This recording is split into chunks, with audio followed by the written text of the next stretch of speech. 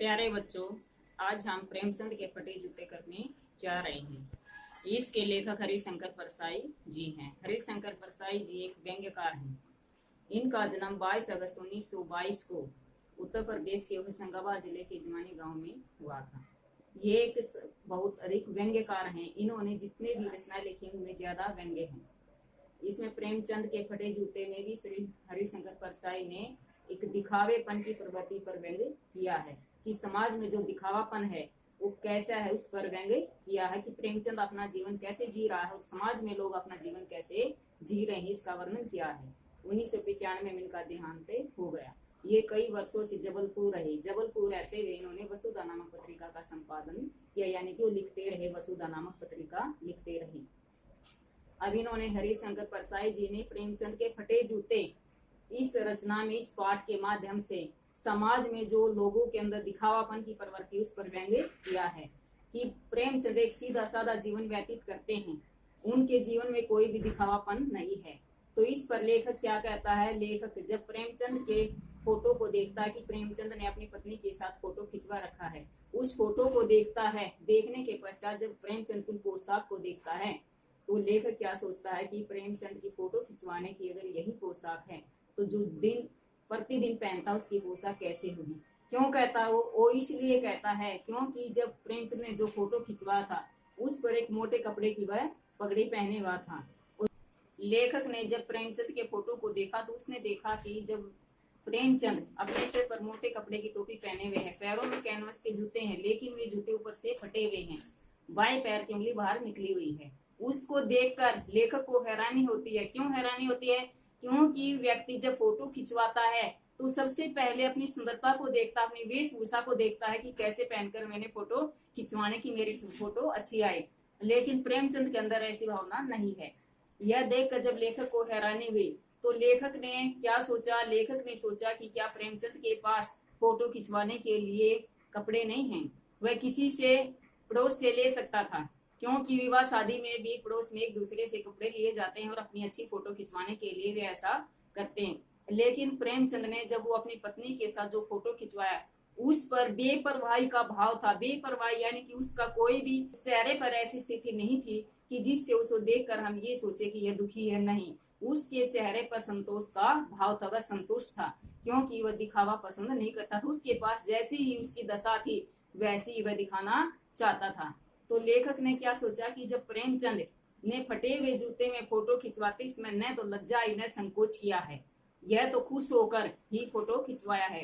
लेखक ने सोचा कि प्रेमचंद ने फोटो अपनी पत्नी के आग्रह में किया है, कि पत्नी के आग्रह पर इसने ये फोटो खिंचवाया है। उस समय इसने अपनी वेशभूषा का कोई भी ध्यान नहीं रखा है। जब प्रेमचंद का जूता ऊपर से फटा हुआ है, लेकिन यहाँ पर जब लेखक ने तुलना की कि प्रेमचंद का जूता ऊपर से फटा हुआ, लेखक का जूता नीचे से फटा हुआ है, स्थिति दोनों की एक जैसी है कि दोनों के जूते फटे हुए हैं। कि प्रेमचंद का जो ऊपर से जूता फट रहा है वो सबको दिखाई दे रहा है, लेकिन लेखक का जो नीचे से जूता फटा हुआ वो किसी को दिखाई नहीं दे रहा, केवल उसका तलवा घिस रहा है, उसके पैर में दर्द हो रहा है, उसको छिपाया जा रहा है। तो यहाँ पर लेखक ने एक बात कही। क्या कही? कि लेखक ने प्रेमचंद को कहा कि तुम पर्दे के महत्व को नहीं जानते, हम पर्दे पर कुर्बान हो रहे हैं। तो लेखक ने जब ये कहा कि तुम पर्दे के महत्व को नहीं जानते, कौन नहीं जानते? प्रेमचंद। और हम पर्दे के महत्व को जानते हैं। अब प्रेमचंद यहाँ पर पर्दे का महत्व क्यों नहीं जानते? क्योंकि प्रेमचंद का जब ऊपर से जूता फटा हुआ था वो सबको दिखाई दे रहा था, कि उसकी जैसी स्थिति थी सबको दिखाई दे रही थी। उसकी जो स्थिति है उसमें दिखावापन नहीं था, केवल सीधा साधा जीवन था। लेकिन यहाँ पर लेखक ने कहा कि हम पर्दे पर कुर्बान हैं, कि लेखक पर्दे के पीछे रहकर कार्य करता है, कि उसके जीवन में दिखावापन है। वह दिखावापन के कारण ऊपर से उसके जूते बिल्कुल सही दिखाई देते हैं, लेकिन नीचे से फटे हुए हैं। तो इसीलिए उसने कहा कि हम पर्दे के महत्व को जानते, तुम पर्दे के महत्व को नहीं जानते। इसीलिए लेखक ने प्रेमचंद से कहा। तब प्रेमचंद ने उस पर क्या कहा? प्रेमचंद ने कहा कि मैं पर्दे को कोई नहीं जानता, उसको विशेष महत्व नहीं देता, मैं दिखावापन को नहीं मानता, मेरा जैसे वास्तविक जीवन है, यथार्थपूर्ण जो जीवन मैं उसको ही जीना चाहता हूँ, मेरे अंदर कोई भी दिखावापन नहीं है। तो यहाँ पर प्रेमचंद ने अपने दिखावापन जीवन को नहीं दिखाया, अपनी वास्तविकता को दिखाया। लेखक ने यहाँ पर क्या दिखाया है? दिखावापन दिखाया है कि समाज में दिखावापन ज्यादा है, वास्तविकता कम है। तो यहाँ पर लेखक ने इसी वास्तविकता को छिपाया गया कि पर्दे के पीछे रहकर व्यक्ति अनेक ऐसे भ्रष्टाचारी कार्य करते हैं जिसको किसी को भी पता नहीं चलता। जैसे लेखक के जूते का किसी को भी पता नहीं था कि नीचे से फटा हुआ है, और प्रेमचंद का जूता जो ऊपर से फटा हुआ था तो सभी को ये पता था कि लेखक का प्रेमचंद का जूता ऊपर से फटा हुआ उस सबको दिखाई दे रहा था। तो जो प्रेमचंद की स्थिति है, उसका जो वास्तविक जीवन है, वो सबको दिखाई दे रहा था। अब लेखक ने क्या सोचा? लेखक ने सोचा कि जब प्रेमचंद का समय था तब टोपी 8 आने में आती थी और जूता 5 रुपए में आता था। लेकिन आज स्थिति क्या है कि उस जूते पर 2500 टोपियों को न्यौछावर किया जाता है, यानी कि 2500 टोपियों की कीमत उस जूते पर लगाई जाती है। तो यहाँ पर अब लेखक ने क्या सोचा? लेखक समझ गया कि प्रेमचंद का जो ऊपर से फटा हुआ जूता, इसका कारण क्या है? इसका कारण क्या है कि प्रेमचंद जिस व्यक्ति से घृणा करता है, नफरत करता है, तो उसकी तरफ अपने हाथ की अंगुली से इशारा नहीं, पैर की उंगली से इशारा करता है। तो लेखक ये समझ गए कि प्रेमचंद के ऊपर से फटे हुए जूते का यही कारण हो सकता है कि वह जिससे घृणा या नफरत करता है तो उससे हाथ की अंगुली से इशारा न करके पैर की अंगुली से इशारा करता है। और यहाँ पर बेटा जब लेखक ने अपने जीवन को एक दिखावापन जीवन बताया कि उसके दिखाया है कि आज समाज में जो दिखावापन है उसको छिपाया नहीं जा रहा, दिखावापन समाज में आज ज्यादा बढ़ता जा रहा है। अब कुंभनदास का जूता फतेहपुर सीकरी से आने जाने में घिस गया है। तो यहाँ पर उसका आने जाने में जूता क्या हो गया? घिस गया है, बिल्कुल। तो यहाँ पर प्रेमचंद ने क्या कहा कि जूता आने जाने से नहीं घिसता, जूता आने जाने से नहीं घिसता।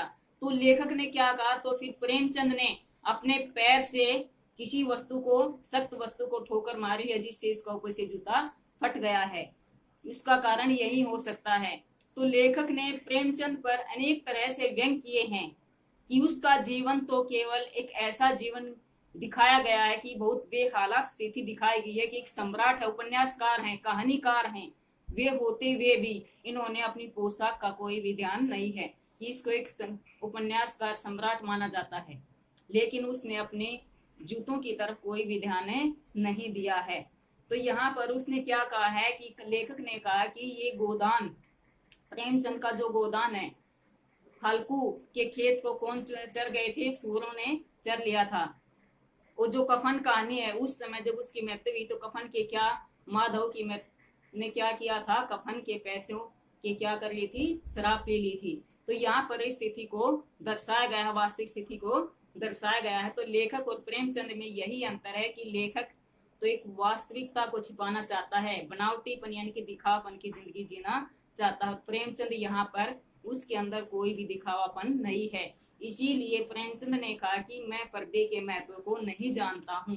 लेखक ने क्या कहा कि हम पर्दे पर कुर्बान हो रहे हैं। तो यहाँ पर लेखक के जीवन में क्या है? दिखावापन है जो समाज में आज मौजूद है। समाज अपने दिखावापन के लिए अपनी जो स्थिति है, वास्तविक स्थिति को छिपा रहा है। वो जो बनावटी जीवन है, दिखावा है, उस स्थिति को उजागर कर रहा। हर एक व्यक्ति क्या पर्दे के पीछे यानी किसी की ओट में होकर अनेक घृणित कार्य करता है, लेकिन प्रेमचंद ने कभी भी अपने जीवन में ऐसा कार्य नहीं किया। उसकी जैसी भी स्थिति है वैसी स्थिति उसने समाज के सामने प्रकट किया है। धन्यवाद।